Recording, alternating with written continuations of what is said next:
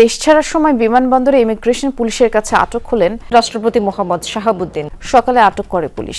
Immigration checking এর সময় তাকে আটক করা হয়। রাষ্ট্রপতি মোহাম্মদ শাহাবুদ্দিন হযরত শাহজালাল বিমানবন্দরে আটক করার কথা জানিয়েছে ঢাকা মহানগর পুলিশের গোয়েন্দা শাখা। সাবেক রাষ্ট্রপতি শাহাবুদ্দিন চুপ্পুর পদত্যাগের পর শাহাবুদ্দিন চুপ্পু ধরা খেয়েছেন যে ফ্যাসিস্টের দোসর শাহাবুদ্দিন চুপ্পুকে গ্রেপ্তার করতে হবে। তার বিরুদ্ধে অভিযোগের পাহাড়, কিছুতেই এরকম একজন মহাবিতর্কিত ব্যক্তি, ভয়ানক একজন ক্রিমিনাল শাহাবুদ্দিন আহমেদ পদত্যাগ করার পরে গ্রেপ্তার করা হয়। বিএনপিকে ধন্যবাদ জানাই, সরকারকে ধন্যবাদ জানাই। 5 বছরের গ্যারান্টি মিনিমাম এই সরকারের কেউ হিলাইতে পারবে না। যদি ডক্টর ইউনূস স্যার থেকে রাষ্ট্রপতি এবং তারেক রহমান সাহেব মাননীয় প্রধানমন্ত্রী, ওই যে আমরা বলতাম না জাতীয় সরকার, এটা আনঅফিশিয়ালি জাতীয় সরকার হয়ে যাবে। কোন শত্রুই ভাই কোনো কামড় বসাইতে পারবে না। একটি হারানো বিজ্ঞপ্তি, বাংলাদেশ দখল করা সেই শুভেন্দুদাকে খুঁজে পাওয়া যাচ্ছে না। ভারতীয় ইন্টারনেট বন্ধ, পাশাপাশি শুভেন্দুদাকে খুঁজে পাওয়া যাচ্ছে না। কিন্তু এখন তিনি নিজের বাড়িঘর হারিয়ে ফেলছেন, তিনি এখন হারিয়ে গেছেন। পুরো ভারতবর্ষে তাকে খোঁজা হচ্ছে, মাইকিং করে খোঁজা হচ্ছে। দিল্লির ফেরাউন নরেন্দ্র মোদীর বিরুদ্ধে রাজপথে ঝাঁপিয়ে পড়ে নরেন্দ্র মোদীর বাসভবনে হামলা ও ঘেরাও করায় ইতিমধ্যেই দিল্লির ফেরাউন নরেন্দ্র মোদী পদত্যাগের ঘোষণা দিয়েছেন।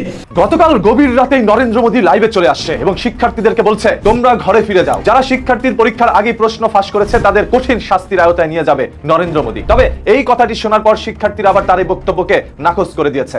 প্রিয় দর্শক, 5ই আগস্টের গণ অভ্যুত্থানের মাধ্যমে সাবেক প্রধানমন্ত্রী শেখ হাসিনাকে তাড়িয়ে দেওয়া হলেও তার নিযুক্ত রাষ্ট্রপতিকে রেখে দেওয়া হয়েছিল নিজেদের স্বার্থে। প্রিয় দর্শক, বলতে পারেন বিএনপির স্বার্থে। কেননা ছাত্র জনতা সহ তখন ইন্টারিম সরকারও কিন্তু চেয়েছিল এই চুপ্পুকে সরিয়ে দিতে, কিন্তু বিএনপি তাদের স্বার্থে সেই মুহূর্তে বলেছিল না, রাষ্ট্রপতি চুপ্পুকে সরানো যাবে না। এমনকি সেই মুহূর্তে সেনা প্রধানও বলেছিলেন এই মুহূর্তে রাষ্ট্রপতি চুপ্পুকে সরালে সাংবিধানিক একটি শূন্যতা তৈরি হতে পারে। তো প্রিয় দর্শক, তাদের কথা অনুযায়ী রাষ্ট্রপতি শাহাবুদ্দিন চুপ্পুকে তখন রেখে দেওয়া হয়েছিল। কিন্তু প্রিয় দর্শক, বিএনপি সরকার গঠনের প্রায় 5 মাস হতে চলল, এই সময়ে এসে রাষ্ট্রপতি শাহাবুদ্দিন চুপ্পুকে পদত্যাগের জন্য চাপ দেওয়া হয় এবং তিনি স্বেচ্ছায় পদত্যাগ করেন। প্রিয় দর্শক, তার পদত্যাগের পর থেকে একটি গুঞ্জন উঠেছে তিনি নাকি গ্রেপ্তার হয়েছেন।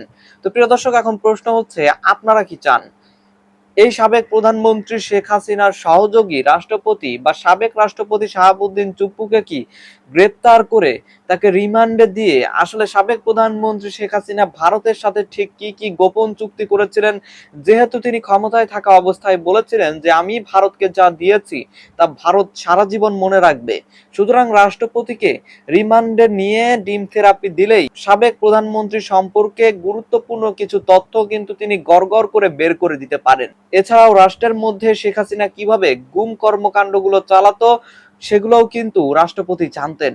তো প্রিয় দর্শক, আপনারা কি মনে করছেন, রাষ্ট্রপতিকে কি গ্রেপ্তার করে রিমান্ডে দেওয়া উচিত? সেটি অবশ্যই কমেন্ট করে জানিয়ে দিবেন। আবার অনেকেই বলছেন না, রাষ্ট্রপতিকে এই মুহূর্তে গ্রেপ্তার করে কি বা লাভ হতে পারে, বরং সরকারের উচিত তাকে সেফ এক্সিট দিয়ে দেশ থেকে বেরিয়ে যেতে সাহায্য করা। প্রিয় দর্শক, এই মতামতটির সাথে আপনারা একমত কিনা সেটিও জানাবেন।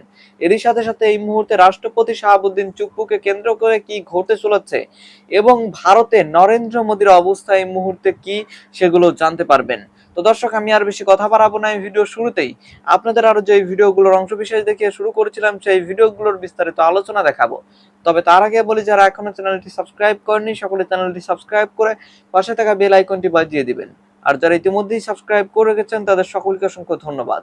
তো চলুন একটি লাইক দিয়ে আমরা ধারাবাহিকভাবে সবগুলো ভিডিওর বিস্তারিত আলোচনা দেখে আসি। সাবেক রাষ্ট্রপতি শাহাবুদ্দিন চুপ্পুর পদত্যাগের পর তার গ্রেপ্তারের দাবিতে জনগণ রাজপথে নেমে গিয়েছে। আমরা যে আহ্বান জানিয়েছিলাম যে রাজপথে নামতে হবে, তাকে গ্রেপ্তার করতে হবে।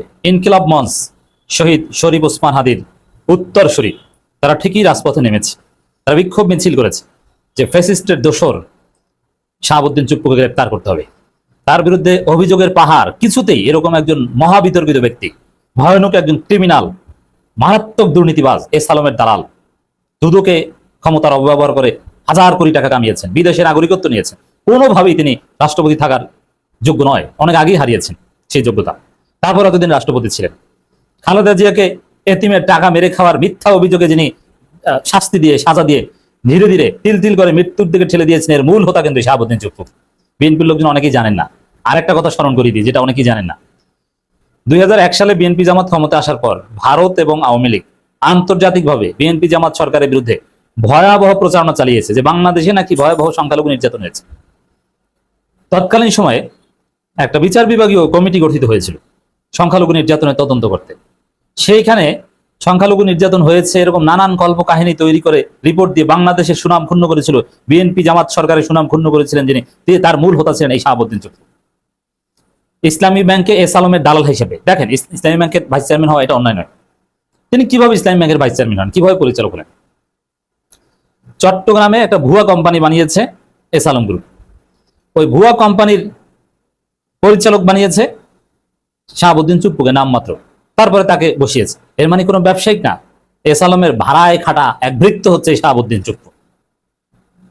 দুদকে হাসিনার অ্যাপয়েন্টেড গোলাম ছিলেন।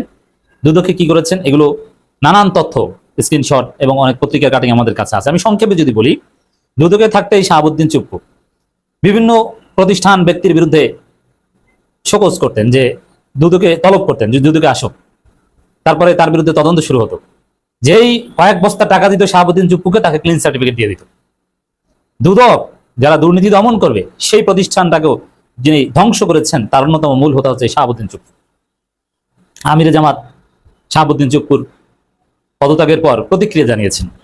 তার কথা স্পষ্ট, কঠিন বার্তা, যে শাহাবুদ্দিন চুপ্পুর দায় আছে, অতএব তিনি বিনা বিচারে পার পেতে পারেন না, তাকে বিচারের আওতায় আনতে হবে, এটা আমিরে জামাতের দাবি। বিশেষ করে বাংলাদেশের রাষ্ট্রপতি মানে বাংলাদেশের গার্ডিয়ান, একজন রাষ্ট্রপতি, তিনি যদি বাংলাদেশকে গণহত্যার হাত থেকে বাঁচাতে না পারেন, কিসের রাষ্ট্রপতি? এ তো ফাঁসিতে ঝুলানো উচিত। হাসিনা গণহত্যা চালিয়েছে, আমার দেশের শিশুদেরকে হত্যা করেছে, প্রায় 200+ শিশুদেরকে হত্যা করেছে, ঘরের ভিতরে থাকা শিশুদেরকে হত্যা করেছে হেলিকপ্টার দিয়ে গুলি করে। তখন এই চুপ্পুর ভূমিকা কি ছিল? নীরবে সমর্থন জুগিয়েছেন, এটা আমিরে জামাত বলেছেন। তিনি চুপ ছিলেন এবং নীরবে সম্মতি উৎপাদন করেছেন হাসিনার গণহত্যার পক্ষে। অতএব হাসিনা পালিয়ে যাওয়ার পর তো তার রাষ্ট্রপতি পদে থাকার কোনো অধিকারই ছিল না। আর একটা পর্যায়ে এসে এখন যেহেতু পদত্যাগ করেছেন, তাকে গ্রেপ্তার করতে হবে। ঠিক আছে, তিনি সাবেক রাষ্ট্রপতি, সেই হিসেবে তিনি কারাগারেও সম্মান পাবেন, তিনি ডিভিশন পাবেন, কিন্তু রাষ্ট্রপতি ডাজন্ট মিন দ্যাট আইনের ঊর্ধ্বে। রাষ্ট্রপতি থাকা অবস্থায় আইনের ঊর্ধ্বে, কিন্তু রাষ্ট্রপতি পদ চলে যাওয়ার পর তাকে গ্রেপ্তার করা যায়। অন্তর্বর্তীকালীন সরকারে যে দুজন মানুষকে নিয়ে একসময় বিএনপি নেতারা সবচেয়ে বেশি চড়াও হতেন, সবচেয়ে তীব্র ভাষায় আক্রমণ করতেন, তারা হলেন তৎকালীন রাজনৈতিক ও নিরাপত্তা বিষয়ক উপদেষ্টা খলিলুর রহমান এবং বিডার চেয়ারম্যান আশিকুর রহমান। খলিলুর রহমানকে খোদ সালাউদ্দিন আহমেদের মতো শীর্ষ নেতা বিদেশি দালাল আখ্যা দিয়েছিলেন, আর ভিডিও প্রেজেন্টেশনের মাধ্যমে বিদেশি বিনিয়োগকারীদের আকর্ষণের কারণে বিডার চেয়ারম্যান আশিককে বিএনপির কর্মীরা উপহাস করে ডাকত হকার। কিন্তু আজ রাজনীতির কি অদ্ভুত এবং অবিশ্বাস্য চিত্রনাট্য, যে খলিলুর রহমানকে একসময় কড়া সমালোচনা করা হতো, তিনিই আজ বিএনপি সরকারের সবচেয়ে শক্তিশালী এবং প্রভাবশালী মন্ত্রী। অন্যদিকে যাকে হকার বলা হয়েছিল, সেই আশিকুর রহমানও আজও একই পদে বহাল থেকে বিএনপি সরকারের অধীনেই কাজ করছেন। খলিল ও আশিকের এই পুরো ঘটনা একটি চরম বাস্তবতাকে চোখের সামনে স্পষ্ট করে দেয়। রাজনীতিতে বিএনপি মুখে যা বলে, অন্তরে সবসময় তা থাকে না। তবে এবার আসা যাক রাজনীতির সবচেয়ে বড় ও আসল বোমার বিস্ফোরণে। সংবিধান অনুযায়ী পরবর্তী 90 দিনের মধ্যে নতুন রাষ্ট্রপতি নির্বাচন করতে হবে, যা সম্পন্ন করবেন জাতীয় সংসদের নির্বাচিত সংসদ সদস্যরা। ঠিক এই জায়গায় এসে পুরো দেশের একটাই প্রশ্ন, কে হচ্ছেন বাংলাদেশের পরবর্তী মহামান্য রাষ্ট্রপতি? নামের তালিকাটা কিন্তু ছোট নয়, তবে বিএনপির অভ্যন্তরীণ চরম দলাদলি এবং দলীয় গ্রুপিংয়ের কারণে বিএনপির ভারপ্রাপ্ত চেয়ারম্যান তারেক রহমান নাকি দলের ভেতর থেকে কাউকে রাষ্ট্রপতি বানাতে চাচ্ছেন না। তিনি চাচ্ছেন দলের বাইরে থেকে নিরপেক্ষ কাউকে বঙ্গভবনের সিংহাসনে বসাতে। এবার আসুন আসল খবরে। খলিলুর রহমান কিংবা আশিকুর রহমানের মতোই তো প্রধান উপদেষ্টা ডক্টর মোহাম্মদ ইউনূসকে নিয়েও বিএনপির বহু নেতাকর্মী চরম সমালোচনা করেছিলেন। বিএনপির আমলেই তার বিরুদ্ধে মামলা পর্যন্ত হয়েছে। কিন্তু খলিল ও আশিকের মতো সেই ডক্টর ইউনূসকে যদি শেষ পর্যন্ত বঙ্গভবনের মসনদে বসিয়ে দেন তারেক রহমান। রাষ্ট্রপতি শাহাবুদ্দিন চুপ্পুর পদত্যাগের ইঙ্গিত পাওয়ার পর থেকেই ঢাকার রাজনৈতিক অলিন্দে এক চাপান উত্তর এবং তীব্র গুঞ্জন ঘুরপাক খাচ্ছে।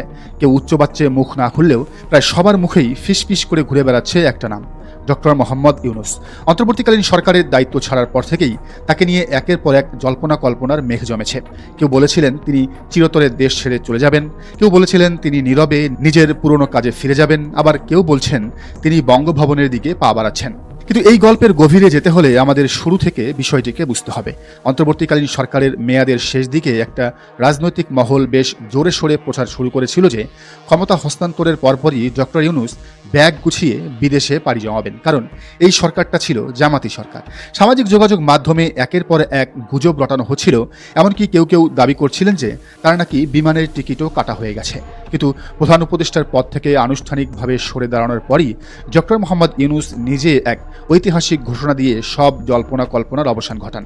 তিনি স্পষ্ট ভাষায় জানান, এই দেশে আমার জন্ম, এই দেশেই হবে আমার মৃত্যু। তিনি সাফ জানিয়ে দেন, গুলশানে নিজের বাসভবনেই তিনি থাকবেন।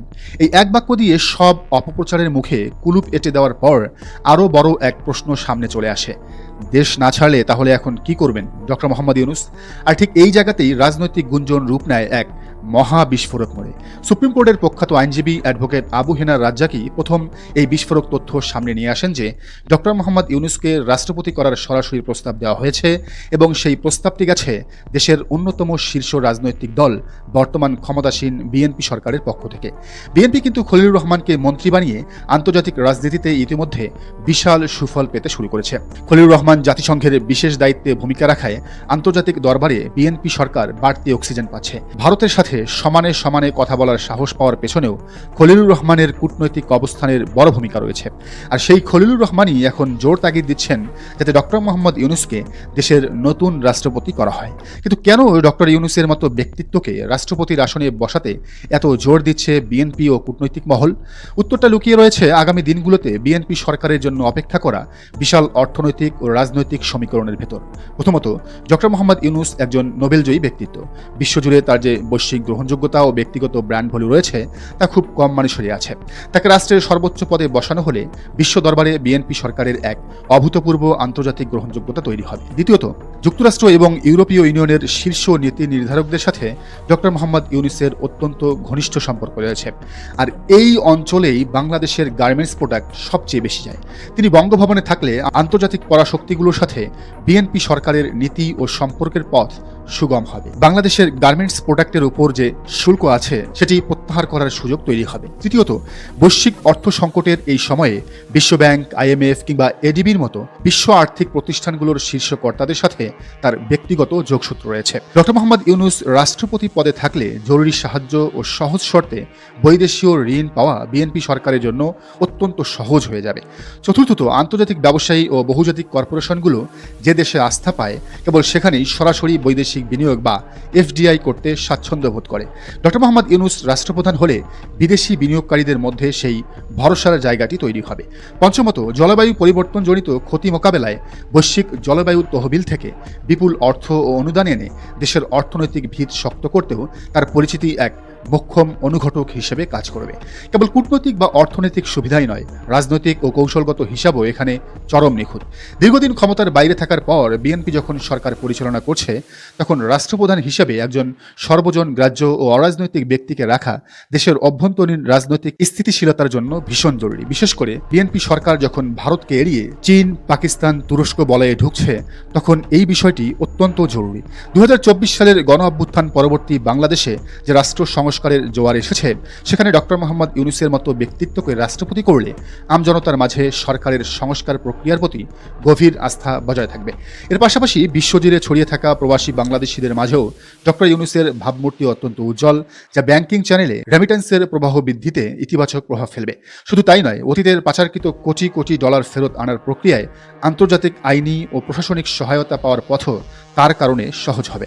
সর্বোপরি দক্ষিণ এশিয়ার বর্তমান টানটান ভূরাজনৈতিক পরিস্থিতিতে এবং বিশ্ব পরাশক্তিগুলোর লড়াইয়ের মাঝে বাংলাদেশকে একটি স্বতন্ত্র ও শক্তিশালী অবস্থানে ধরে রাখতে একজন আন্তর্জাতিক মানের ব্যক্তিত্বকে বঙ্গভবনে রাখাটা হবে অত্যন্ত দূরদর্শী সিদ্ধান্ত। রাজনৈতিক বিশ্লেষকদের মতে বিএনপি যেমন অতীতে মুখ আর অন্তরের হিসাব আলাদা রেখে খলিলুর রহমান বা আশিকুর রহমানকে গ্রহণ করে রাজনৈতিক লাভ তুলে নিয়েছে, ঠিক একইভাবে আন্তর্জাতিক কূটনীতি আর দেশের অর্থনীতি সামলাতে ডক্টর মোহাম্মদ ইউনূসকে বঙ্গভবনে বসানোটাই হতে পারে তারেক রহমানের সবচেয়ে বড় মাস্টার স্ট্রোক চাল।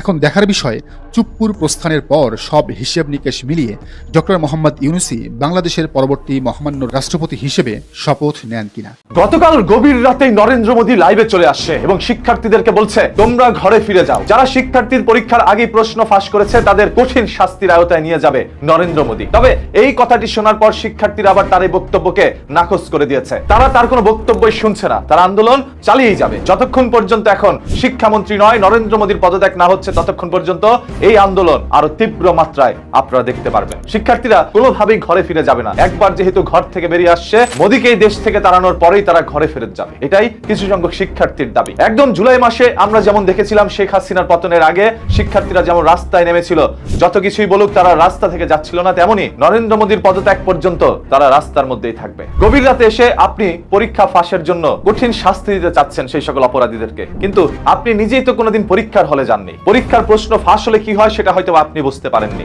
তাই আপনার লাইভে আসতে দেরি হয়েছে। এটা যদি আপনি শুরুতেই আসতেন তাহলে আজ আন্দোলনটি এত বড় হতো না, আজ শত শত হাজার হাজার শিক্ষার্থীরা আহত হতো না। দিল্লিতে আন্দোলন কমিয়ে আসছেন, কিন্তু আপনার অন্য একটি অঞ্চলের মধ্যে আন্দোলন আবারও প্রকট আকার ধারণ করেছে। সেরকম ভাবে আবারও পুনরায় দিল্লির মধ্যে আন্দোলন দেখা যাচ্ছে। এই ককরোচ গ্যাং থেকে এখন যেন পুরো ভারত ককরোচে ভরে যাচ্ছে। একজন দেশের শিক্ষামন্ত্রী কিভাবে বলে শিক্ষার্থীরা ককরোচের মতো, তারা নাকি তেলাপোকা। যখন ক্ষমতা পেয়ে মানুষের মস্তিষ্ক বিকৃত হয়ে যায় তখন মানুষ এই ধরনের কথা বলতে পারে। যেমন শেখ হাসিনা বলেছিল মুক্তিযোদ্ধার সন্তানরা চাকরি পাবে না তো রাজাকারের সন্তানরা চাকরি পাবে। এতে করে বাংলাদেশের সকল মানুষকে তিনি রাজাকার আখ্যায়িত করেছিলেন। তাই সকল শিক্ষার্থীরা রাস্তায় নেমে আন্দোলন করে তার পতন ঘটিয়েছে। সেরকম ভাবে তারা চেয়েছিল শিক্ষামন্ত্রীর পদত্যাগ, কিন্তু সেটা না হয়ে এখন সরকারের পদত্যাগের দিকে যাচ্ছে। আজ ভারতের অসংখ্য অভিনেতারাও রাস্তায় নেমে গিয়েছে তাদের সাথে, বড় বড় বিরোধী দলের নেতারাও তাদের সাথে আছে সাধারণ জনগণ। তাই নরেন্দ্র মোদীর এবার হয়তোবা গদি লড়ে যেতেই পারে। বাংলাদেশের অসংখ্য মানুষ ধরে নিয়েছিল আপা হয়তোবা ডিসেম্বর মাসেই আসবেন। এখন অনেকেই বলছে আপার সাথে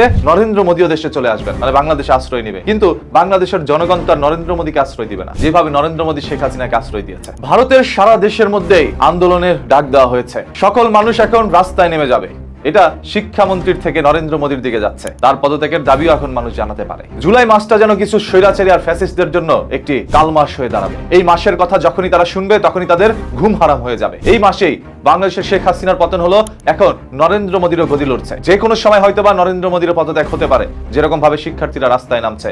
এরা শুধুমাত্র শিক্ষার্থী নয়, এদের মাঝে রয়েছে সাধারণ জনগণ। আপনারা যেভাবে শিক্ষার্থীর উপরে আঘাত হানছেন, এতে করে সাধারণ জনগণ রাস্তায় নেমে আসছে। তারা রাস্তার মধ্যে রাত কাটাচ্ছে, যেন দেখলেই মনে হচ্ছে এরা কোনো টুরিস্ট প্লেসের মধ্যে এসেছে ঘোরার জন্য। রাতের বেলা তাঁবু টাঙিয়ে তারা রাস্তায় ঘুমাচ্ছে, দিনের বেলা আন্দোলন করছে। পুলিশও চেষ্টা করেছিল ভদ্রতার সাথে তাদেরকে রাস্তা থেকে সরিয়ে নেওয়ার, কিন্তু শিক্ষার্থীরা তার সেটা মানছে না। এই সকল আন্দোলন দেখে আপনাদের কাছে কি মনে হচ্ছে? এবার কি নরেন্দ্র মোদীর গদি লড়ে যাবে? নরেন্দ্র মোদীর কি পদত্যাগ হবে, নাকি এই শিক্ষার্থীরা ব্যর্থ হয়ে বাড়ি ফিরে যাবে? দর্শক, আমি আশা করছি আপনারা সকলে অত্যন্ত মনোযোগ সহকারে সবগুলো ভিডিও দেখেছেন। এমনকি দর্শক, যদি এই ভিডিওগুলো সম্পর্কে আপনাদের কোনো মতামত থেকে থাকে তাহলে তো অবশ্যই জানাবেন। দর্শক, নিউজটি শেষ করছি এখানে, ফিরছি পরবর্তী নিউজে নতুন কোনো টপিকে। আল্লাহ হাফেজ।